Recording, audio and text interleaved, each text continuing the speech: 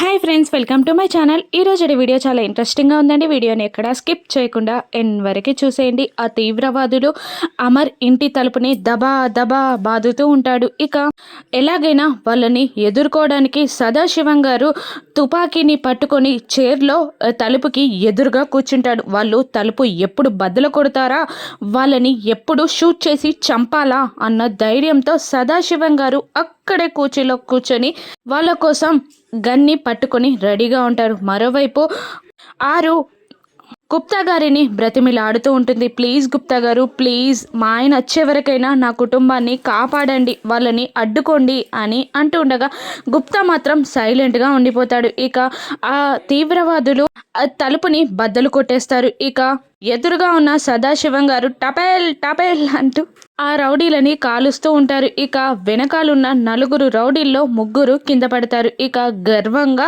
Feel అవుతూ ఉంటాడు సదాశివం. నా కుటుంబాన్ని నేను కాపాడుకోలేననుకున్నావా, రండిరా రండి అని అతను పొగరుగా అంటూ ఉండగా వాళ్ళు బుల్లెట్ ప్రూఫ్ జాకెట్స్ వేసుకోవడంతో బుల్లెట్స్ తగలక లేచి నిలబడతారు. ఇక ఒక్కసారిగా వాళ్ళు నలుగురు లోపలికి వచ్చి కుర్చీలో హుందాగా కూర్చున్న సదాశివం గారిని కిందికి నెట్టేసి కత్తితో బెదిరిస్తూ, అయినా మేము చంపాల్సింది ఈ ముసలోని కాదు, అమరేంద్ర పిల్లల్ని అని అంటూ పైకి వెళ్ళబోతూ ఉండగా ఆ రౌడీ టపేళ్ళుమని వెనకాలన్న రౌడీల మీద వచ్చి పడతాడు. ఆ రౌడీ ఎలా పడ్డాడు అంటే వెనకాల బాగి నిలబడి మెట్లెక్కుతున్న ఆ రౌడీలకి ఒక్క కిక్కిచ్చి అలా పడేస్తుంది.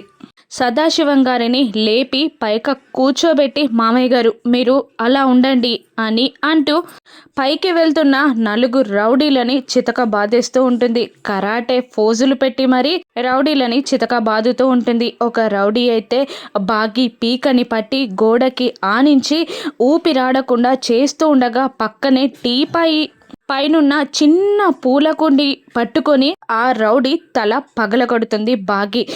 ఆ బాగి ఫైటింగ్ చూస్తున్న పిల్లలు సదాశివం గారు, నిర్మలమ్మ గారు, మనోహరి షాక్ అయి అలా చూస్తూ ఉండిపోతారు. ఇక ఆ నలుగురులని బాగి చితక బాధేస్తూ ఉంటుంది. ఇక ఆ రౌడీలు బాగి దెబ్బలు తాళలేక కత్తిపట్టి బెదిరించి పిల్లల మీదికి పోతూ ఉండగా వెనకాల నుండి రౌడీని లాగేసి ఆ కత్తితోటే వాణ్ణి తూట్లుగా పొడుస్తూ కింద పడేస్తుంది. కింద పడిన వాళ్ళని కూడా పైకి లేపి మరీ దంచుతూ ఉంటుంది బాగి. ఇక విండోల నుండి చూస్తున్న ఆరు గుప్తా గురు కూడా షాక్ అవుతూ ఉంటారు. ఒక్క నిమిషంలో ఆరు తేలుకొని కొట్టు కొట్టు అలా కొట్టు గట్టి కొట్టు పచ్చడి కావాలి వాళ్ళు అని సంబరంగా ఎంజాయ్ చేస్తూ ఉంటుంది ఆరు. ఇక ఆరు కూడా కొడుతున్నట్టు ఫోజులు ఇవ్వడంతో గుప్తా గారికి దెబ్బ తగిలి కోపంగా చూస్తూ ఉంటారు ఆరుని.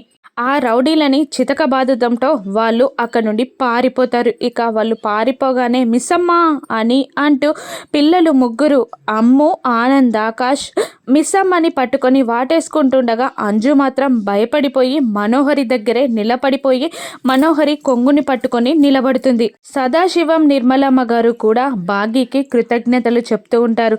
నువ్వు లేకుంటే నా భర్త ప్రాణాలు, నా కుటుంబం ప్రాణాలు, మా ఇంట్లో ప్రాణాలు ఎవరివి మిగిలేవి కావమ్మా అని సదాశివం గారు, నిర్మలమ్మ గారు బాగీని అంటూ ఉండగా, అయ్యో అత్తయ్యగారు అని అంటూ ఉండగా అమర్ అక్కడికి వస్తాడు. అమర్ రాగానే అంజు పిల్లలు ముగ్గురు కలిసి అమర్ని చుట్టేస్తారు. పిల్లలందరినీ ధైర్యంగా దగ్గరికి తీసుకొని ఓదారుస్తూ ఉంటాడు అమర్. ఇక సదాశివం గారు ఇలా చెప్తూ ఉంటారు అమర్తో, వాళ్ళని నేను అడ్డుకోలేకపోయాను అమర్, నా వల్ల కాలేదు, నన్ను కొట్టి పిల్లల మీద దాడి చేయబోతున్న వాళ్ళని కుటుంబాన్ని బాగి కాపాడింది అని అంటుండగా నిర్మలమ్మ గారు తను లేకపోతే ఈ కుటుంబంలో ఎవ్వరి ప్రాణాలు మిగిలేవి కాదురా అని అంటుండగా పిల్లలని పక్కకి జరిపి అమర్ వెళ్ళి బాగిని వాటేసుకుంటాడు. ఇక దాంతో సదాశివం గారు, నిర్మలమ్మ గారు, రాథోడ్ పిల్లలు సంతోషపడుతుండగా మనోహర్ మాత్రం కళ్ళల్లో నిప్పులు పోసుకుంటుంది.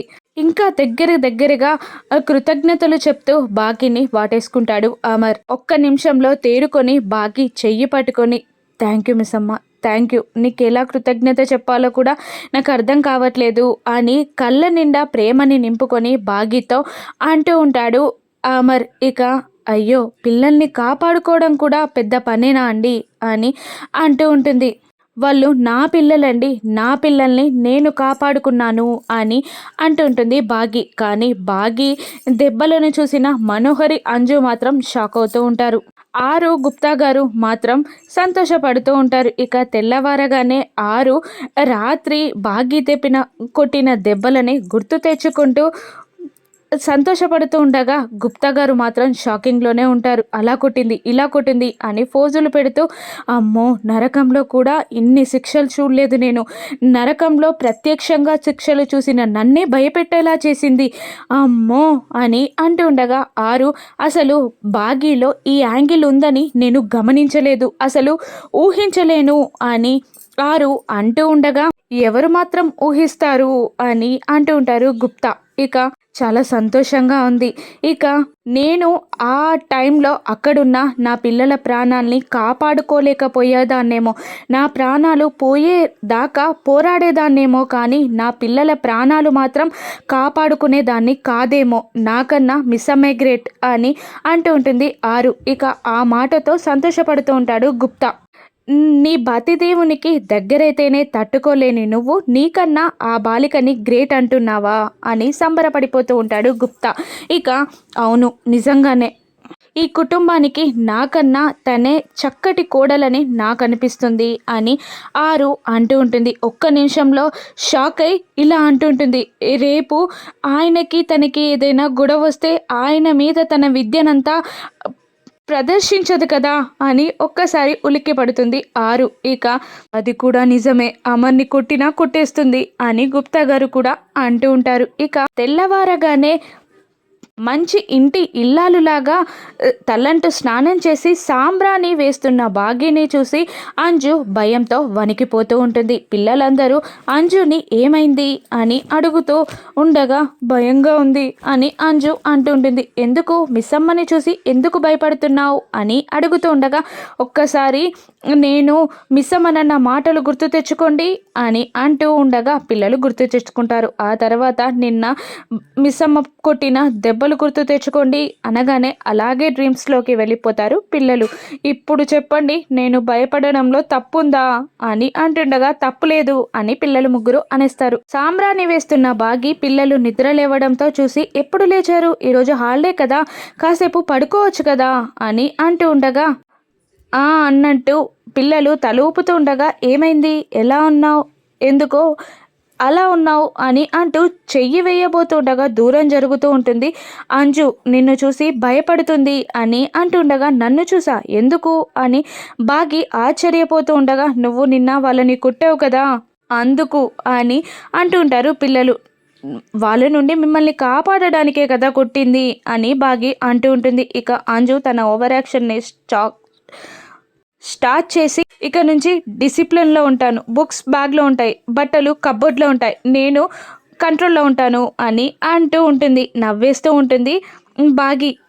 మిస్సమ్మ నువ్వు వాళ్ళని మేము వచ్చేదాకా ఉండి మా ముందు కొట్టే ఉంటే బాగుండేది, నిన్ను ఆర్మీ ట్రైనింగ్లో చేర్పిస్తా అని రాథోడ్ అంటూ ఉండగా ఎక్కువ అయిందనుకుంటా అని అంజు అంటుంటుంది. చాలా తక్కువ అయింది, ఇక మీద నువ్వు కంట్రోల్లో ఉంటావని నాకు తెలిసింది అని రాథోడ్ అంజుని ఏడిపిస్తూ అక్కడి నుండి వెళ్ళిపోతాడు. ఇక బాగి ఇంటి ముందు ముగ్గు వేస్తూ ఉండగా ఆరు వచ్చి నువ్వు రోజు ఇలా ముగ్గు వేస్తుంటే చాలా బాగుంటుంది తెలుసా చూడడానికి అని ఆరు అంటూ ఉండగా బాగి నవ్వేస్తుంది. ఇక జరిగిందంతా తెలుసుకున్నాను, నిన్న ఆ రౌడీలని చితకగొట్టి పిల్లల్ని కాపాడటం అంట కదా, నీలాగా ఉండడం చాలా కష్టం, అసలు నీకు అలా ఎలా తెలుసు ఆ విద్య అని ఆరు ఆశ్చర్యంగా అడుగుతుండగా ఇక బాగి ఇలా చెప్తుంటుంది. ఆరు అక్క పిల్లల బాధ్యతని ఆయనకు అప్పగించింది, ఆయన ఆ బాధ్యతని నాకు అప్పగించారు, ఆయన ఇంట్లో లేనప్పుడు ఏదైనా అవసరం పడుతుందేమో అని పిల్లలు కిడ్నాప్ అయిన తర్వాత సెల్ఫ్ డిఫెన్స్ నేర్చుకోవడానికి టైం ఉన్నప్పుడల్లా వెళ్ళాను, అదే ఇప్పుడు యూజ్ అయింది అని బాగి అంటూ ఉంటుంది. ఎంతైనా నువ్వు గ్రేట్, పిల్లల్ని చాలా బాగా చూసుకుంటున్నావు అని అంటుండగా పిల్లల్ని అమ్మలాగా చూసుకోవడం కూడా పెద్ద పనేనా అక్క, నేను అమ్మలాగా చూసుకుంటున్నాను వాళ్ళని అని బాగి అంటుండగా బాగి మాటలకి ఆరు హృదయం సంతోషపడుతూ ఉంటుంది. ఇక మళ్ళీ అమర్ కుటుంబంలో రాబోయే తుఫాన్ ఏంటో రాను ఎపిసోడ్స్లో చూద్దాం. Thank you for watching.